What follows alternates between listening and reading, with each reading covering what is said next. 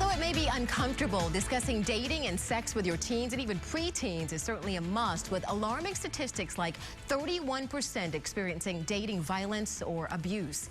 Tampa Bay Parenting Magazine editor Angela Artolino is here now with some advice on what you should say. It is uncomfortable.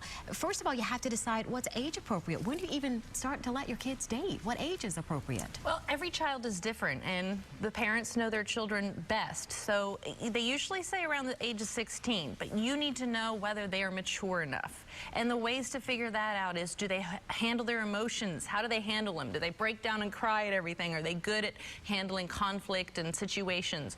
Do they do their chores? Do they help out in the house? Are they mature enough? Do they understand that they're a working part of the household and take care of things and running the household? So it's really important for you to be able to look at them and say, yeah, I think they're ready. And then if there's an interest, then you have that discussion. That's what the next part is okay, you're ready to date, you're mature enough, now let's set up the boundaries and limitations. Yeah, and with advanced technology now, of course, texting and everything else, it adds a whole different challenge for parents. Completely different from when we were kids or when we were or were not dating.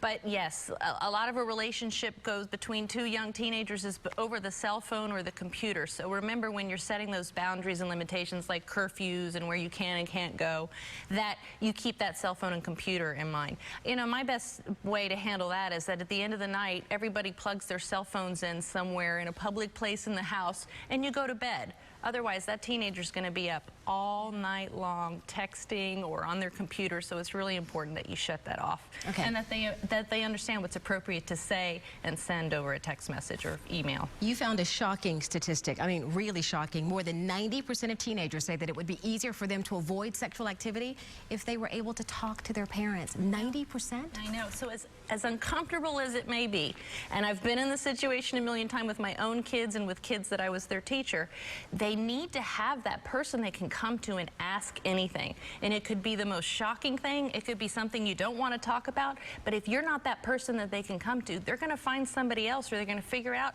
or they're just going to do it because everyone else is. So it's really important as a parent to have that relationship with your child where they can come talk to you about anything. I know even mine were hard, didn't come out and ask questions, so I would constantly ask questions about who they are. And then when they are dating someone, whether it's a boyfriend or girlfriend, invite them over. Get to know their parents so that you know that they're looking out for your child, and vice versa. Have them over for dinner, go out on family outings, and bring that other one so that you can witness your child with their boyfriend or girlfriend. You can learn if this boyfriend and girlfriend is a nice person or a good person. So it's really important. The more you do that, the more they're going to feel like they can come to you, whether it's a breakup, whether it's about having sex, whatever it is. But you've got to be able to do it. Don't freak out when they come to you.